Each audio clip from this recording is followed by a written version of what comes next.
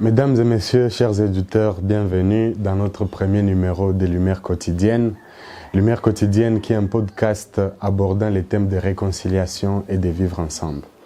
Et je suis heureux aujourd'hui de vous présenter la première rubrique de notre podcast, la santé. Et qui de mieux pour parler santé qu'un médecin ou un chercheur en médecine. Et aujourd'hui, nous avons l'honneur de recevoir M. Josué Mwambali, qui est un étudiant en dernière année de médecine à l'Université catholique de Bukavu. Nous vous disons bienvenue. Merci, Robin. Et aujourd'hui, nous avons choisi la sous-rubrique des inégalités en santé. C'est un thème dont nous entendons parler la plupart des fois dans notre société et nous aimerions en savoir plus. Et premièrement, on voudrait savoir d'abord qu'est-ce que c'est l'inégalité dans le domaine sanitaire. Alors, merci encore pour l'invitation. Il faudrait directement entrer dans le vif du sujet. Les inégalités dans les domaines sanitaires, c'est vraiment la question d'accessibilité aux soins de santé. Et étant dans un contexte de pays en voie de développement, ce concept est assez mal compris par plusieurs. Et donc, c'est vraiment le moment pour nous, en fait, de mettre un certain point de clarté dans ce qui est de l'accessibilité aux soins de santé pour tout un chacun. Donc, le cas de l'inégalité de santé s'inscrit dans le cadre d'accès, l'accessibilité aux soins de santé. Et dans nos communautés aujourd'hui, qu'est-ce qu'on peut tirer de ces concepts-là? Comment est-ce que ces concepts sont visibles dans nos communautés, dans notre société? Alors, le concept d'accessibilité, je préfère parler d'accessibilité aux soins de santé parce que c'est plus accessible à la compréhension. Ouais. L'accessibilité aux soins de santé, c'est visible à travers d'abord les classes sociales. Dès que les populations sont pauvres, elles ont une difficulté d'accéder aux soins de santé. Et c'est un thème que l'on peut définir sur plusieurs points, entre autres sur le point d'accessibilité financière, où les populations pauvres n'ont pas assez d'argent pour accéder aux soins dont ils ont besoin. Également, il y a une accessibilité du point de vue géographique. Les populations rurales ont plus de difficultés d'accéder à des soins de santé, spécialisés particulièrement. Et également, il y a une accessibilité en termes de matériel, en termes d'infrastructures, où les infrastructures de soins de santé ne sont pas disponibles dans la plupart des régions de notre pays. Donc, s'il faut être d'accord sur un point, c'est que notre pays fait partie de ces pays qui subissent au moins cette inégalité en accessibilité ou en accès aux soins de santé. Je peux dire oui, et également, c'est pas le seul pays, vu qu'il y en a plusieurs qui sont dans la même situation que nous. Mais en fait, oui, le pays fait partie de ces autres entités qui n'ont pas accès à des soins et qu'il y a une grande inégalité dans l'accessibilité aux soins. Oui, mais est-ce qu'aujourd'hui on peut dire qu'il y a des groupes bien définis qui subissent au moins ces inégalités-là en soins de santé? Il y a des groupes ou des communautés bien définies qui sont la plupart des fois épargnées aussi, parce qu'il y a de ces communautés épargnées de ces inégalités, et il y a d'autres groupes qui sont en fait des victimes de cette inaccessibilité aux soins de santé. Parce que, en même temps, quand on parle de soins de santé, tout soin de santé n'est pas ce qu'on définit réellement. Parce qu'il y a des soins de santé de qualité aussi, et en même temps, il y a ces soins de santé qui sont bien définis par des règles de médecine. C'est vous qui connaissez bien l'affaire alors. Oui, effectivement.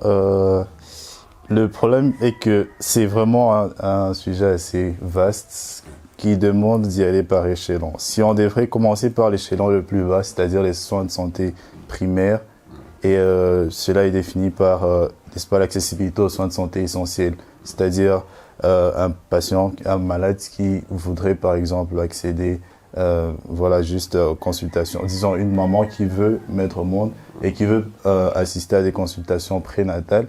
Ça, ce sont des soins de santé primaires que l'on offre dans des centres de santé et tout. Et donc, à ce niveau déjà, c'est quelque chose qui devrait être disponible partout. Mais pour le moment, vous voyez que dans la plupart des régions, particulièrement les régions reculées, il n'y a pas ces centres de santé qui offrent ces genres de paquets de soins. Et d'un autre point de vue, en montant les échelons, on trouve qu'il y a aussi des soins de santé au niveau des hôpitaux généraux qui offrent des soins, on peut dire un paquet minimum, plus ou moins minimum. Il y a des spécialités qui peuvent être disponibles, mais pas toutes ces spécialités. Et à ce niveau, malheureusement, il y a le problème financier qui se pose, vu que pour accéder, par exemple, à un spécialiste, un neurologue, pourquoi pas, il y a ce problème-là de coût des soins. Si on essaie de comparer à d'autres pays, il y a cette notion que l'on appelle la couverture sanitaire universelle, où tout le monde doit normalement avoir accès à des soins dont il a besoin, sans avoir une contrainte une contrainte infrastructurelle, une contrainte financière. Et donc, la personne accède aux soins sans s'appauvrir. Or, dans notre pays, il y a ce problème-là de financement du soin de santé, où le patient est obligé lui-même de payer de sa propre poche pour accéder aux soins. Et donc, d'une certaine façon, le patient, lorsqu'il fait recours à des soins de spécialité, il s'appauvrit, vu que c'est l'argent qui sort et ça ne rentrait pas, quoi. Et parfois, il y a des soins qui coûtent extrêmement cher, par exemple des soins d'opération chirurgicale, qui peuvent être assez coûteux pour les patients. Et donc, d'une certaine façon, il faudrait une implication avec différentes parties prenantes. Et ça, c'est un autre sujet. Et au troisième échelon, il y a l'échelon tertiaire, où c'est le patient qui fait recours à des soins de spécialité, des spécialités assez spécifiques pour des domaines. On a par exemple des domaines tels que la néphrologie, les domaines où il y a la spécialité du système urinaire, les reins et tout, où on peut avoir des transplantations rénales, par exemple, pour des patients avec insuffisance rénale. Et ça, ce sont des sous-spécialités qui ne sont pas encore très bien disponibles dans notre pays. Mais par contre, lorsqu'ils seront disponibles, ça demande beaucoup d'argent. Et donc, vous voyez qu'à plusieurs échelons, il y a d'abord le problème d'accessibilité en termes d'infrastructure, où la main-d'œuvre n'est pas assez disponible, main-d'œuvre qualifiée, je veux dire. Également, il y a l'accessibilité en termes de finances, où le patient s'appauvrit lorsqu'il fait recours aux soins. Et également l'accessibilité en termes géographiques, où c'est vraiment disproportionné. Oui, merci. Mais si nous comprenons bien, nous découvrons que c'est le statut, surtout financier, qui pose la plupart des fois problème. Parce que du point de vue géopolitique, par exemple, nous pouvons avoir un patient qui, malgré le milieu reculé, s'il a vraiment des moyens, il peut avoir accès aux soins de santé de qualité plus facilement que celui qui n'a rien. Donc c'est surtout de ce point de vue financier qui est le problème le plus, grand. Oui, effectivement c'est ça, vu que les patients en milieu reculé, comme tout le monde le sait, sont des gens qui vivent dans des situations d'extrême pauvreté. Et il y a aussi le niveau d'éducation qui pourrait aussi jouer là-dessus. Et donc, premièrement, d'abord, ils ne savent pas trop l'importance du soin de santé primaire. C'est-à-dire, primaire, là, on voit la prévention. Prévention dans le sens où on veut prévenir certaines complications, certaines maladies et tout. Et donc, ces patients qui ne sont pas très bien éduqués ne sauront pas à quel moment ils doivent faire recours aux soins, premièrement. Et deuxièmement, lorsqu'ils sont malades, soit ils ont peur d'aller chez les médecins parce qu'ils savent que ça va coûter beaucoup d'argent, ils n'ont pas assez d'argent. Soit ils iront dans des situations où ils ont déjà des complications et donc c'est déjà un peu trop tard. Et d'où il y a une hausse de la mortalité et tout.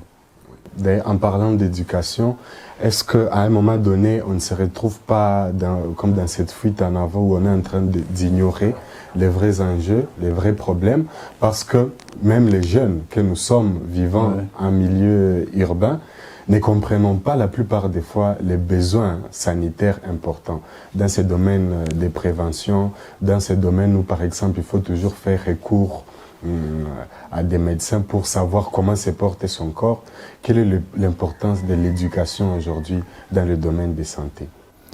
Ouais, ça c'est une très bonne question, je peux dire. L'implication de l'éducation dans ce qui est du domaine de la santé, c'est d'abord un rôle préventif ou de plaidoyerie, je peux dire, où lorsque, par exemple, les étudiants en médecine qui sont plus ou moins bien informés par rapport au contexte sanitaire, ils font ces genres d'initiatives en communauté où parler de, par exemple, d'un topic, d'un sujet, n'importe lequel, pour sensibiliser la communauté. Ça permet aux gens aussi d'être informés, à la communauté, aux moins informés, aux sous-informés, d'être aussi informés par rapport à certaines réalités. Et dans notre contexte, particulièrement ici à Bukavu, on se rend compte que la plupart des gens qui reçoivent des informations, les reçoivent à partir des réseaux sociaux. Et malheureusement, elles sont des informations souvent erronées. Et donc, c'est aux étudiants bien informés de faire ce rôle-là de plaidoyerie auprès de la population pour leur faire comprendre au moins c'est quoi le contexte sanitaire dans lequel nous vivons, comment on peut faire pour l'améliorer et comment on peut faire pour prévenir certaines maladies. Et donc, l'éducation est très importante au niveau surtout de la prévention. Et c'est ce point sur lequel la plupart des pays occidentaux mettent voilà, l'accent, vu que la prévention, c'est majeur dans la plupart des pays où ça permet d'éviter des dépenses que l'on peut juger inutiles à un certain niveau. Par exemple, le problème de... Je ne sais pas si je suis permis de donner des exemples un peu pratiques. Donc, nous avons, par exemple, j'ai parlé de l'insuffisance rénale. L'insuffisance rénale, en fait, c'est vraiment l'échéance de plusieurs maladies. Mais c'est quelque chose qui peut être évité. Prenons le diabète. Le diabète peut conduire à une insuffisance rénale. Comment? C'est vraiment tout un processus qui peut se suivre. Mais on peut vous dire que le diabète commence même 20 ans avant que ça se manifeste. 15-20 ans avant que ça se manifeste. Mais la personne ne pourra pas s'en rendre compte. Et malheureusement, lorsque les signes commencent à apparaître, c'est que nous sommes déjà à un stade un peu terminal. Par contre, si les populations qui sont informées et qui sont plus ou moins à risque, c'est-à-dire les obèses et tout ça, s'ils s'informaient, s'ils partaient faire des check-up régulièrement auprès des professionnels de santé, auprès des structures sanitaires qui le peuvent, c'est-à-dire faire un contrôle de leur glycémie de façon annuelle, je peux dire, ça permet d'éviter d'abord ça permet de savoir si on est dans la bonne marge du contrôle de la glycémie. Et si on a déjà un diabète, faire un contrôle régulier et suivre les prescriptions médicales, non seulement les médicaments, mais également le lifestyle, comment on peut dire ça, le rythme de vie, le mode de vie. Lorsque l'on suit ce mode de vie qui est exact, qui est bon, ça permet d'éviter cette insuffisance rénale qui peut être une complication du diabète. Et donc, l'éducation, c'est très important dans ce qui est de la prévention. Oui. Alors, quand on parle équité en santé comme ça, vous avez par exemple donné le diabète comme cas particulier, mais en même temps, on se retrouve face toujours à la même situation où, par exemple, par rapport à la prescription médicale, nombreux ne sont pas capables de se procurer les médicaments recommandés pour la survie ou pour l'immunité. Alors, pour ça, ça pose toujours problème. Et que dire alors du rôle des professionnels de santé, des politiques, des citoyens par rapport à cette accessibilité-là aux soins de santé? Parce que mêmement, on peut être informé, mais sans pour autant avoir les moyens de toujours garder la forme. Oui. Parce qu'il y a le problème d'alimentation qui se pose, il y a le problème des médicaments, il y a aussi le problème environnemental où on grandit, où toujours on prend soin de nous. C'est toujours différent de voir un diabétique vivant au village, dans le milieu rural, et un diabétique vivant dans le milieu urbain. Ouais. C'est toujours un problème. Et du coup, il y en a qui aujourd'hui parviennent à des conclusions que je trouve personnellement erronées, disant que celui qui ne se soucie pas de sa santé, qui vit dans ces milieux ruraux, qui ne prend pas tous ces médicaments-là, parvient à survivre que quelqu'un vivant dans un milieu urbain. Ouais. Qu'est-ce que vous en dites Voilà, ça c'est vraiment complexe. C'est complexe parce que tout le monde a une part à jouer. Ouais. Il faut être franc là-dessus. Tout le monde a une part, que ce soit le gouvernement, que ce soit l'individu lui-même. Chacun a une part à jouer. Alors, le plus grand problème, comme on l'a dit au début, c'était le financement. Et toujours pendant une garde, on nous a amené un enfant, c'était vers je ne peux rien faire dans ce monde. Ça, c'est une triste réalité, mais à laquelle on fait face chaque jour. Et donc, c'est que l'on peut dire là-dessus, c'est vraiment l'implication de chaque partie prenante, en commençant par les niveaux les plus élevés, c'est-à-dire le gouvernement, et voilà, les autres partenaires bilatéraux et multilatéraux qu'il peut avoir, mais également l'individu. Et donc, j'ai parlé du concept de couverture sanitaire universelle où tout le monde doit avoir accès à des soins sans avoir des contraintes des contraintes financières et tout. Et donc, là, c'est vraiment au gouvernement de s'impliquer d'abord. Dans le sens où il y a la réalité que le financement des soins de santé en RDC est vraiment bas. À peu près, je pense, 4% du budget du gouvernement est alloué aux soins de santé, mais c'est vraiment faible, vu que beaucoup de pays offrent à peu près 15% de leur budget. Dans, je pense, la Zambie, qui offre à peu près 11 à 15% de son budget pour le système de santé. Mais si on reste juste à 4% du système de santé, pour les systèmes de santé, c'est très faible. Et donc, qu'est-ce qu'on peut faire? C'est que, premièrement, il faut que le gouvernement puisse augmenter le fonds pour le système de santé. Je pense 11-15% serait idéal. Et cela permet de couvrir les frais de plusieurs personnes, de plusieurs individus qui tombent malades. Oui, c'est-à-dire que le gouvernement déjà a sa part des responsabilités dans le sens que il devrait allouer un peu plus de son budget pour se consacrer à la santé. Et aujourd'hui, nous faisons malheureusement face à la réalité de guerre grandissante dans la partie est de notre pays. Est-ce que nous ne pouvons pas dire que le gouvernement, les individus personnellement et les citoyens qui ont des moyens un peu plus élevés devraient plus s'impliquer pour offrir des soins de santé de qualité à ces gens, à ces déplacés, à ces survivants de ces atrocités de guerre? Oui, c'est très bien en fait, ça serait très bien. Et je pense l'idéal même si c'est cela. Sauf que, comme je l'ai dit, il y a ce problème-là financier. Et je me dis que les personnes les mieux placées de la société ne peuvent pas prendre en charge toute une population. Si on parle de déplacement massif, c'est vraiment massif. Ce sont des nombres assez importants. Et je me dis que pour arriver à ce que je propose là, ça demande vraiment de mobiliser plusieurs ressources. Et s'il faudrait prendre des exemples un peu plus concrets, la réalité en est que lorsque un pays connaît autant de problèmes politiques, surtout en termes de conflits armés, on verra que le grand pourcentage du budget est alloué pour pour résoudre ces conflits-là. Et donc il y a plusieurs autres structures du système, mais c'est vraiment un système. Et donc si on alloue juste au système de résolution des conflits, la plus grande partie du budget, c'est que tous les autres systèmes ils vont en peiner. Et donc, il faudrait voir comment essayer de faire un partage équitable du financement du gouvernement pour toutes ces structures qui sont aussi utiles.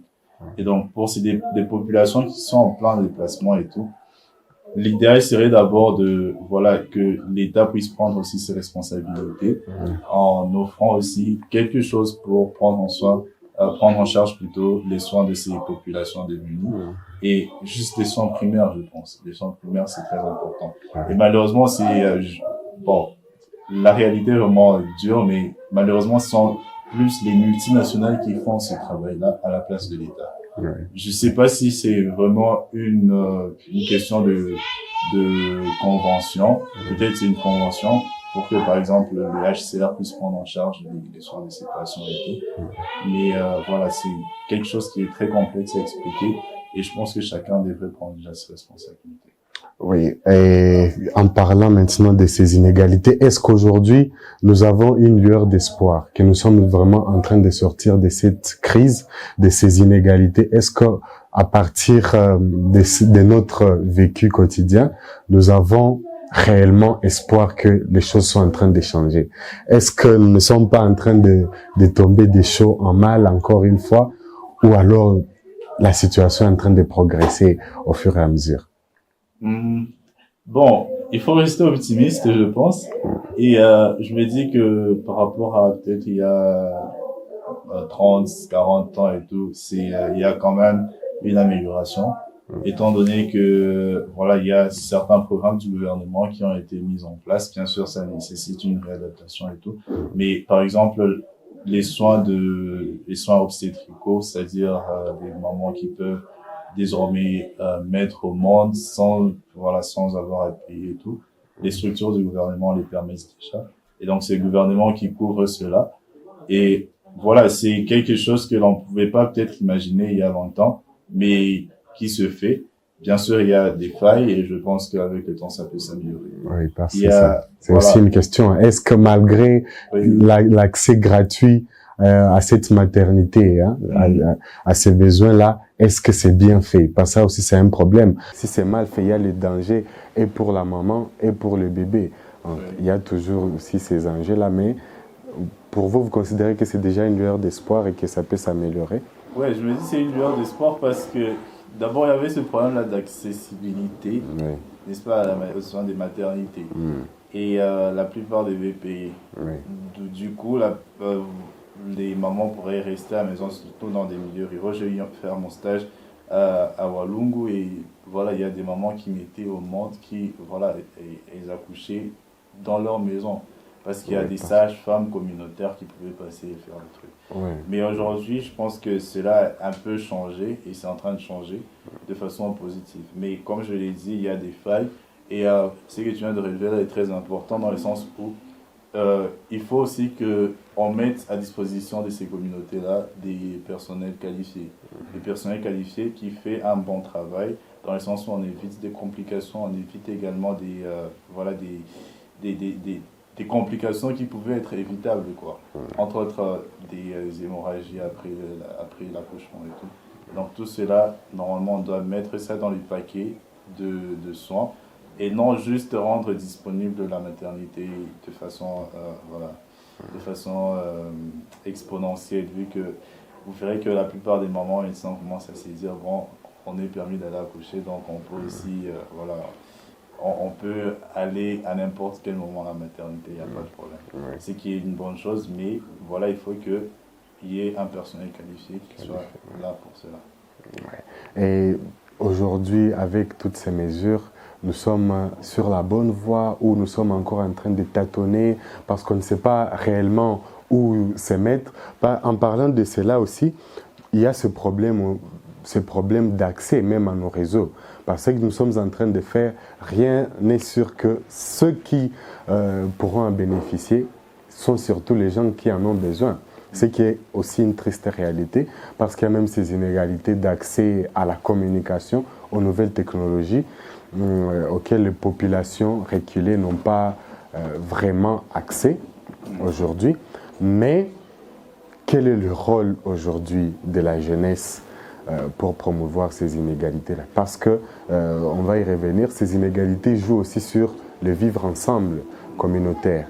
À quel moment ces inégalités jouent ces rôles-là et comment est-ce que la jeunesse peut s'impliquer pour promouvoir ces vivre ensemble à travers la santé d'ailleurs? Donc, ce à quoi je réfléchis maintenant, c'est d'abord, la jeunesse devait d'abord s'impliquer dans la formation. Oui. La formation dans le sens où des jeunes comme toi déjà qui font ce genre d'initiative pour informer la communauté, c'est quelque chose d'assez important et qui a un grand impact sur la communauté.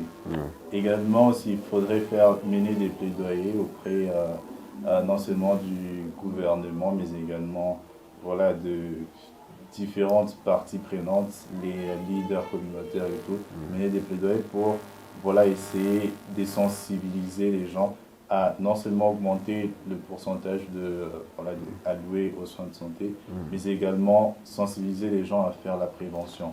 Faire la prévention en allant se faire checker voilà, auprès des structures et tout. Et également, ce qui est important, c'est de s'affilier à des mutuelles de santé. Les mutuelles de santé jouent un rôle inimaginable en termes d'impact, où voilà, ça couvre les soins de beaucoup de gens dans des pays en voie de développement et tout. Et donc, s'affilier à des soins de santé, c'est très important, surtout au niveau local où la plupart des populations ont recours, n'est-ce pas, aux soins de façon individuels, eux-mêmes ils ont à payer de leurs soins. Et donc, lorsqu'on s'affilie à une mutuelle de santé, c'est nettement mieux pour tout le monde. Et bien sûr, ça réduit aussi les responsabilités de l'État en termes de prise en charge. Donc la jeunesse a un rôle à jouer dans tout ça. C'est surtout dans le domaine de l'information. La jeunesse n'est pas elle-même informée. Et au moment où elle est informée, elle se doit aussi d'aller vers surtout ces milieux reculés là, comme faire du bénévolat par exemple, pour ces gens-là, pourquoi pas. Et est-ce que vous aurez par exemple un petit exemple de ces inégalités déjà vécues lors de votre parcours que vous aimeriez nous partager un tout petit peu pour qu'on en ait je ne suis pas encore médecin déjà, mais étant juste étudiant, j'ai à faire plusieurs stages, en tout cas plusieurs stages. Et voilà, bon, franchement, il y a plusieurs inégalités, ça je peux pas, il y en a plusieurs.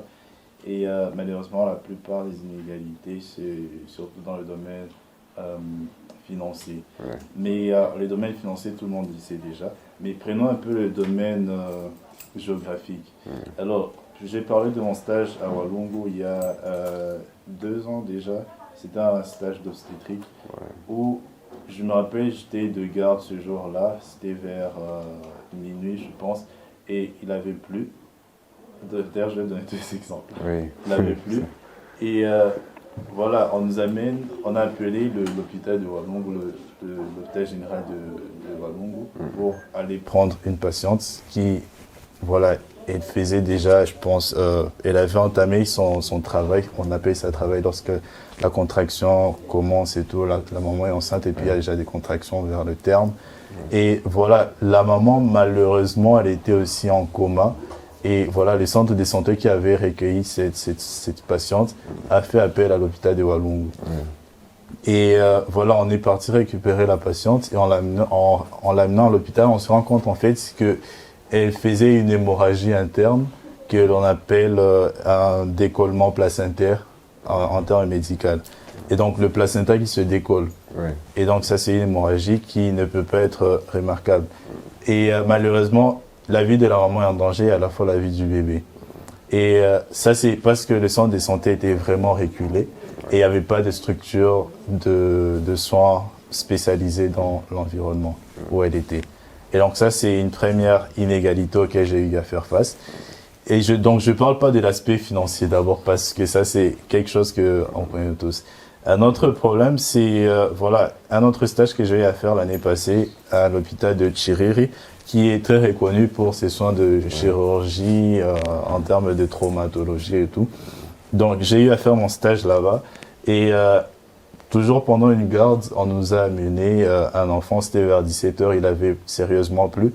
Et voilà, l'enfant, il était dans la maison et il y a un mur qui s'est s'est vraiment écoulé sur lui. Et curieusement, l'enfant a survécu, c'était vraiment miraculeux, mais il avait son cerveau, son crâne qui était un peu déformé dû aux blessures et voilà, et tout ce qui se fait. Et donc, on a amené l'enfant à l'hôpital et le problème, c'est que la route n'était pas praticable. On l'a amené à l'hôpital de Chiriri, la route n'était pas praticable pour l'acheminer à l'hôpital général, ici à l'HPGRB, où il y a un neurochirurgien. Normalement, ces genres d'enfants avec trauma crânien, normalement, on doit l'acheminer dans un service de neurochirurgie. À Chiriri, il n'y a pas de service de neurochirurgie. Mais lorsqu'il pleut, la route qui mène de Chiriri à l'hôpital général est impraticable. Ça, on le sait nous tous. Et donc, on a dû garder l'enfant cette nuit-là à l'hôpital de Chiriri en attendant que la route soit praticable pour l'acheminer dans les services de neurochirurgie. Donc, vous comprenez que le problème d'inégalité dans l'accès aux soins, c'est quelque chose qui est vraiment complexe et qui demande beaucoup. Ça demande beaucoup. Oui, et les perspectives d'avenir aujourd'hui, c'est ce qui est surtout recommandable. Quelles sont les perspectives d'avenir que nous pouvons envisager aujourd'hui pour prévenir? Parce que nous voyons que c'est complexe, effectivement, parce qu'il y a même ce problème d'infrastructure routière qui se pose aussi. C'est déjà un problème. Il y a aussi ces problèmes où un hôpital général, normalement, n'a pas un médecin spécifique à un domaine particulier. Donc, il y a aussi ces problèmes-là. C'est toujours compliqué parce que tous les milieux ne bénéficient pas des mêmes soins de santé appropriés, normalement. Et il y a lieu vraiment de combattre cela. Il y a lieu d'envisager cela autrement parce que nous supposons que la santé, c'est un bien-être fondamental dans la vie d'un homme. Il n'y a pas un homme en bonne santé qui puisse jouer vraiment tous ses rôles bien établis. Exactement. Alors, aujourd'hui, quel est le message surtout que nous pouvons passer à la communauté, à notre communauté locale, à la communauté internationale, pour voir comment est-ce que nous pouvons envisager des soins de santé appropriés plus à nos compatriotes et au monde entier. Parce que c'est très important. Et nous avons préféré d'ailleurs le thème santé aujourd'hui pour notre premier numéro, parce que on suppose que toute personne qui viendra à notre plateau pourra supposer être en bonne santé, peu importe les difficultés auxquelles on aura face. Parce qu'il y a aussi ce traumatisme-là. Il y a ce traumatisme où on s'est dit, même si je suis malade, tant que je n'ai pas besoin, tant que je n'ai pas de moyens vraiment, je ne peux pas avoir les soins de santé appropriés par rapport à ma maladie. Il y a donc ces problèmes-là. Pourtant, vous avez parlé de ces cadres universels qui nécessitent que tout le monde puisse avoir accès à ces soins de santé sans pour autant avoir un coût financier plus vaste. Parce qu'aujourd'hui, à travers nos réseaux, nous voyons des gens qui pratiquent la chirurgie esthétique, la chirurgie plastique, tout ça. Oui. En tout cas, ça, c'est individuel, individualiste. Et ça n'a rien à voir avec les soins de santé spécifiques à une maladie. Ça relève du domaine individuel et personnel. Mais dans le cadre communautaire où on a parlé par exemple du diabète, moi j'ai ce petit exemple où je connaissais deux personnes qui m'étaient familières d'ailleurs. Une n'était pas nantie, mais avait au moins ses moyens d'avoir des médicaments appropriés. Et l'autre qui ne pouvait pas en avoir facilement. D'ailleurs, je me rappelle que la personne venait toujours auprès de la première pour demander de ces médicaments. Je ne sais pas si je vais prononcer bien le mot du médicament, ça s'appelait Galvumed, quelque chose comme ça. Ouais. C'est Galvusmed, c'est en tout cas ça. Et une personne en avait parce que il y a un des familiers qui pouvait envoyer des médicaments à partir de l'Europe. Et l'autre venait comme pour s'approvisionner auprès de la première personne. Non seulement la cure n'est pas respectée des deux côtés, mais aussi ça c'est juste pour gagner du temps.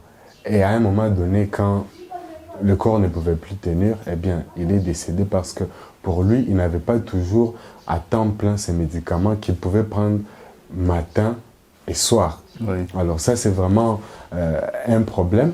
Et je crois que les gens ont surtout besoin de se sentir informés. Vous avez parlé du check-up qui aujourd'hui est très important dans tous les domaines. Aujourd'hui, j'avais vu une organisation qui organisait des dépistages gratuits, mais beaucoup de jeunes fuient déjà ces dépistages-là. Alors, il y a ces problèmes d'ignorance, permettez le mot, parce que les jeunes ne sont pas informés. Et ceux qui sont informés ne veulent non simplement pas informer les autres, mais aussi mettre en pratique ce qu'ils connaissent déjà, en vue de prévenir. Parce qu'on dit toujours qu'il vaut mieux prévenir que guérir. Alors, il y a vraiment ces besoins, il y a ce rôle et du gouvernement, il y a ce rôle de la communauté internationale, il y a ce rôle de chaque individu, de chaque citoyen, et il y a aussi ce rôle de professionnels de santé. Alors, quel est le message surtout que nous pouvons tirer de cette conversation et que vous pouvez passer aux jeunes qui nous écoutent, aux professionnels de santé, à notre gouvernement, en vue de prévenir? Parce que bien sûr, il y aura toujours des soucis de santé, mais au moins alléger et voir des perspectives d'avenir un peu plus. Parce qu'il y a beaucoup de pays développés qui aujourd'hui jouent sur la prévention même du cancer ou guérir les cancers. J'en ai entendu parler la fois passée sur les réseaux. Oui, ça se fait. Ça s'est fait désormais. Comment guérir un cancer au moment où déjà nous, on ne sait pas comment avoir ces soins de santé préliminaires. Donc il y a vraiment ces soucis où, en voie de développement, il nous faut peut-être, on envisage déjà beaucoup de choses, ça c'est sûr, mais il y a beaucoup d'autres choses où il faut encore mettre un peu plus d'énergie et où il faut aussi envisager autrement. Quel est le message que nous pouvons retenir de tout ça pour que nous ayons des perspectives d'avenir conformes à notre réalité? Parce qu'il ne faut pas voir le monde en RDC comme aux États-Unis. Il faut voir selon déjà notre milieu, localement, qu'est-ce qu'on peut faire. C'est surtout ça aujourd'hui. Ouais, ça c'est vraiment une question assez intéressante. Je pense que la seule chose à dire là, c'est voilà, que chacun prenne ses responsabilités.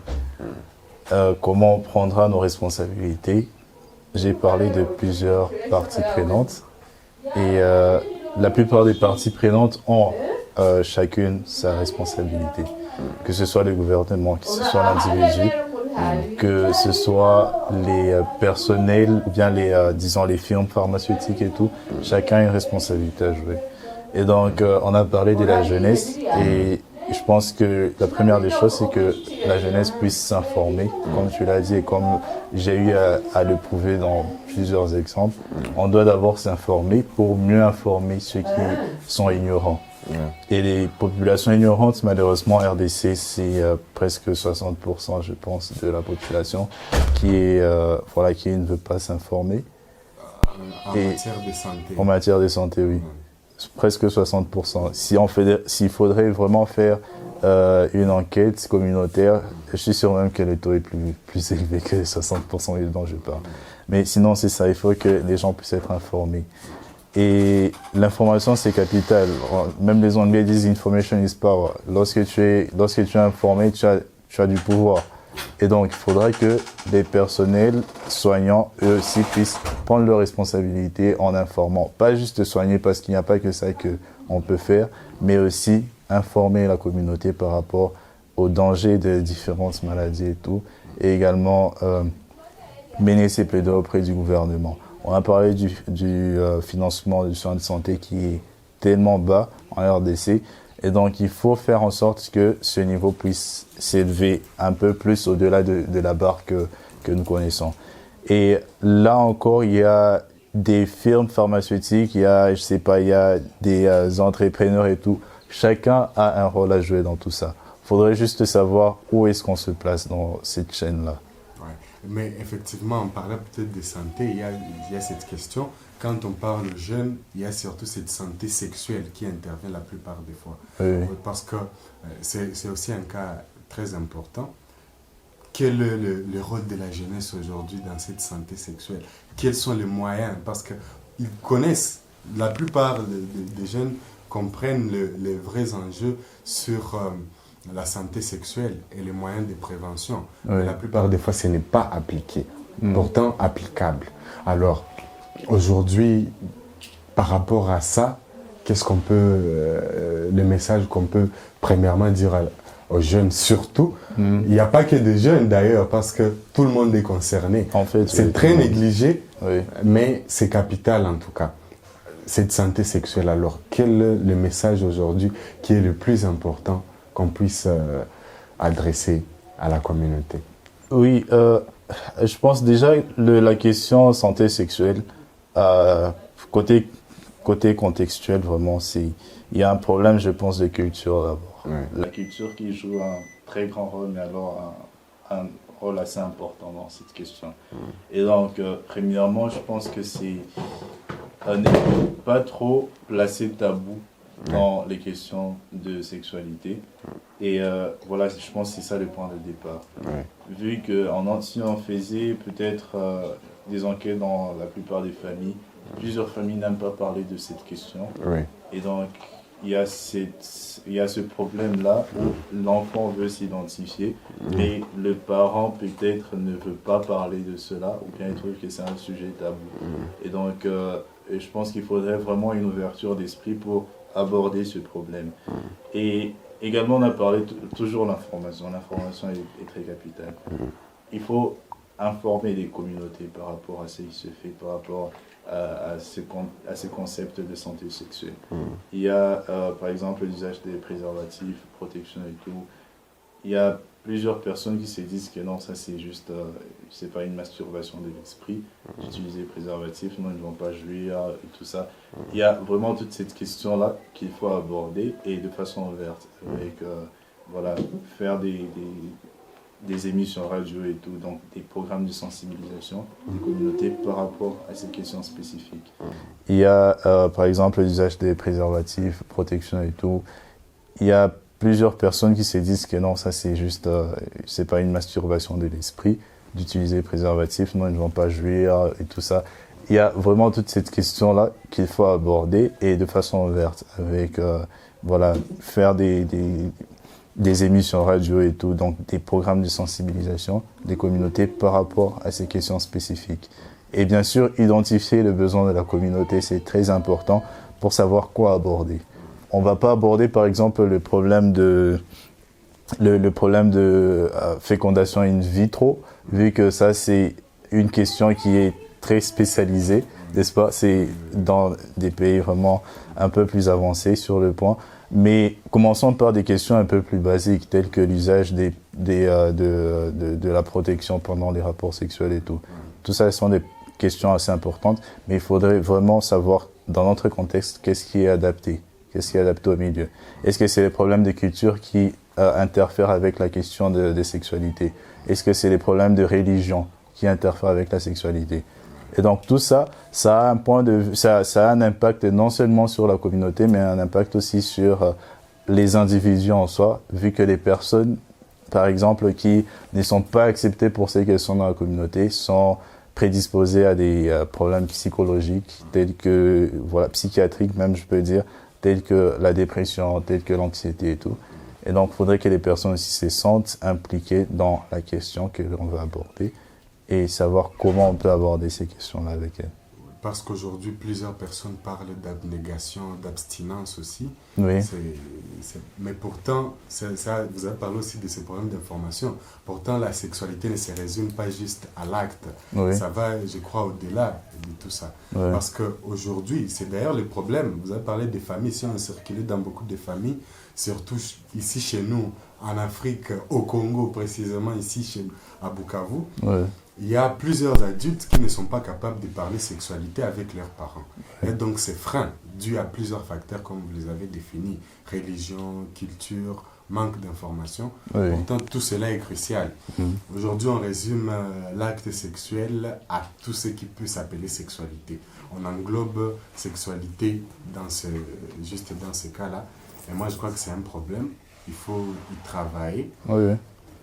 Si on peut prêcher abstinence et abnégation, au moins, on ne peut pas aussi voir dans le cadre où ceux qui ne peuvent plus, peut-être, parce que ça c'est un cas aussi qui est visible, ceux qui ne peuvent plus s'abstenir, au moins prévenir certaines maladies, certaines infections. Exactement. Je crois que c'est surtout ça le problème. Oui. Et ne parlons pas seulement de l'acte, aussi toutes les pratiques sexuelles auxquelles ça donne beaucoup de gens. Oui. Mais il faut vraiment s'y impliquer. Oui. Je pense aussi la question d'abstinence, c'est... bon, je sais pas, mais c'est plus aussi quelque chose qui voit la religion et je pense la culture aussi. Donc, il faudrait pas que ce soit imposé d'abord. Faudrait pas que ce soit imposé, mais que la personne elle-même se sente en mesure de s'abstenir. Et si elle n'est pas en mesure de s'abstenir, faudrait qu'elle discute par exemple avec quelqu'un pour savoir qu'est-ce qu'on peut faire, qu'est-ce qu'elle peut faire pour résoudre son problème. Parce que étant des personnes, c'est-à-dire nous sommes en fait des animaux. Et si on voit un peu la pyramide des besoins selon Maslow et tout, je pense que le besoin de sexualité et de reproduction fait partie des besoins primaires de l'homme, auxquels on peut répondre ou ne pas répondre.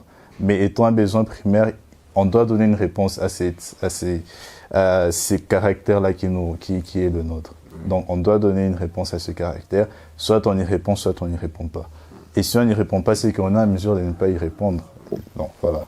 Parce qu'aujourd'hui, il y a ces cas-là où on dit que en matière d'abstinence, il y a plusieurs risques de maladies. Est-ce que ça c'est erroné ou c'est fondé? c'est la plupart des fois entre jeunes. Oui. C'est surtout ces cas-là. Mais nous ne comprenons pas pourquoi les jeunes ne sont pas capables d'en parler ouvertement. Parce que dans notre culture, c'est la plupart des fois considéré comme un tabou. Pourtant, il le faut. C'est vraiment un besoin. On devient un besoin capital, un besoin primaire et auquel il faut donner aussi une importance, pour lequel il faut donner parole et langue. Alors, moi, je ne comprends pas pourquoi aujourd'hui, je ne sais pas si c'est ma conception qui est erronée ou la leur, mais aujourd'hui, on se dit que s'il y a de l'abnégation, il y a cette abstinence, la plupart des fois, on tombe dans certaines maladies dues à cela. Est-ce que c'est fondé ou c'est réaliste ou pas? Oh, ça, c'est... Je ne dirais pas que je vais répondre à la question, parce que c'est quelque chose qui est vraiment... qui demande des investigations. Mais sinon, il y a certaines maladies qui ont prouvé voilà, qu'elles peuvent être prévenues avec l'acte sexuel, certaines maladies. On parle souvent du cancer de la prostate. Ça, c'est... Bon, l'éjaculation prévient les cancers de la prostate, mais il faudra encore plus d'investigations là-dessus. Également, du point de vue psychologique, psychiatrique, il y a voilà, la question, par exemple, de santé mentale qui est vraiment en accord avec la santé sexuelle aussi. Et donc, il y a vraiment, voilà, c'est vraiment plein de choses dont il faut prendre en considération pour vraiment dire que la santé sexuelle a un impact sur la santé physique et tout, et vice-versa. Donc, voilà, il y a certaines conceptions qui sont vraies et d'autres qui sont fausses. Et donc, c'est à chacun vraiment de savoir où se positionner et voilà, être conséquente lorsque l'on prend la décision. Oui, et pour dernière question, Lumière quotidienne qui recherche, n'est-ce pas, c'est vivre ensemble, ce cadre de vivre ensemble, où les gens ont besoin de se réconcilier avec leur santé, se réconcilier avec leur corps. J'ai parlé, n'est-ce pas, de ces normes de beauté qui sont presque la plupart des fois définies, où on veut ressembler à quelque chose. Pourtant, la fois passée, on avait entendu parler à Kinshasa, il y a ces dames qui veulent chercher ce qu'on appelle BBL, je crois. Il y a ce danger parce qu'il n'y a pas vraiment de professionnels déjà au pays pour ça. Et même s'il y en avait, je ne crois pas qu'il y a une firme qui autorise toutes ces pratiques, bien que réelles. Il y a aussi ce problème de santé dans le cadre des médecines alternatives, ces médecines traditionnelles, qui sont la plupart des fois considérées par nos coutumes comme vraies et bien pures que ce que nous vivons aujourd'hui avec les médecines avancées, les médecines modernes. Je ne sais pas si vous aurez un point de vue un peu quant à ça. Bon, c'est un point de vue personnel, tu sais. Et malheureusement, bon, tu abordes deux points différents, assez divergents. La médecine moderne avec la chirurgie esthétique, et tu abordes aussi la médecine traditionnelle. Et donc, c'est deux domaines qui sont divergents, malheureusement, vu qu'il y a possibilité de travailler ensemble avec la médecine traditionnelle. La médecine traditionnelle a prouvé son efficacité dans beaucoup de points. Et malheureusement, jusque-là, ici au pays, les médecins traditionnalistes ne veulent pas travailler avec les médecins modernes. Ça, c'est dommage parce que en Chine ou en Inde, la médecine traditionnelle, là, il a travaillé avec la médecine moderne et ils ont des résultats assez grands, assez grandioses. Et donc, moi, je pense qu'il faudrait avoir que la médecine traditionnelle puisse accepter cette collaboration avec la médecine moderne et voir comment on peut développer des nouveaux médicaments. Même au niveau du Congo, on peut le faire. Et bien sûr qu'elle a des limites, beaucoup de limites, ça c'est même pas à aborder, mais il y a plusieurs limites. Mais parlons de la médecine moderne, et je sais pas si la question est vraiment spécifique à la chirurgie esthétique ou quoi. Non, ça c'est dans le domaine général. Juste dans le domaine général. Ouais, donc voilà, je pense que c'est juste question de collaboration entre médecine traditionnelle et médecine moderne. Et voilà, je ne sais pas s'il y a une question à laquelle je peux répondre. Oui, ça c'est déjà bon. Et en même temps, pour finir, en quoi ces inégalités aujourd'hui dont nous avons parlé jouent sur le vivre ensemble dans nos communautés aujourd'hui? Pourquoi les gens n'arrivent pas à bien s'entendre? Parce qu'il y a toutes ces inégalités. Quel est le rôle de ces inégalités dans le vivre ensemble quotidien? Bon, je pense que la réponse est simple, c'est la pauvreté. La pauvreté, pourquoi? Parce qu'on a parlé de l'accessibilité aux soins en RDC qui est limitée vu que les personnes doivent faire recours aux soins de santé, mais de leur poche. Même les Anglais disent out of pocket, donc le patient lui-même qui doit donner son argent pour payer ses soins. En Belgique, par exemple, c'est le gouvernement qui paye le soin. Tu pars à l'hôpital, tu ne payes rien. Si tu payes, c'est que tu payes et le gouvernement te rembourse. Ça, c'est un système assez élevé, mais tu comprends, et pour arriver à là, il faut d'abord qu'on puisse... gravir beaucoup d'échelons. Voilà. Et donc, le problème de pauvreté, et c'est ça qui, je pense, qui est le plus grand impact. Vu que la pauvreté, on le dit, c'est à la base de plusieurs maux. Tu manques d'argent, tu as plusieurs problèmes dans la vie. Et donc, il faudrait déjà que l'on puisse voir comment rendre des soins accessibles sans que la personne puisse s'appauvrir. Et donc, lorsque l'on résout juste ce problème-là, je pense que la plupart des familles seront heureuses. Merci, cher Josué, d'avoir accepté notre invitation. Chers auditeurs, nous sommes à la fin de notre podcast d'aujourd'hui. Nous vous disons merci de nous avoir prêté oreille. Vous avez compris les enjeux de santé et de beaucoup d'autres thèmes auxquels nous faisons face aujourd'hui et auxquels chacun devrait s'approprier le besoin vital, la lutte et le combat. Nous vous disons donc merci et nous vous encourageons surtout à pouvoir nous partager vos histoires au cas où vous les en auriez. Et surtout, ne prenez jamais rien pour un tabou, car comme je l'avais dit, chaque geste compte et chaque voix a un poids. Nous avons certes beaucoup de chocs d'opinion, mais nous avons un seul accord, celui des cœurs. Nous vous invitons donc à venir partager avec nous vos histoires afin de sauver des vies, afin de pouvoir redorer l'image de notre pays, de la communauté internationale et que nous ayons un œil fixé sur les développements que nous voulons voir tous à travers beaucoup d'autres personnes, mais que nous pouvons commencer aujourd'hui à travers nous-mêmes.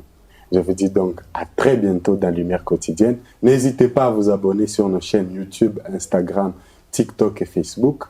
Et surtout, je vous dis à très bientôt. J'ai hâte de vous retrouver pour le deuxième épisode de Lumière Quotidienne. Salut!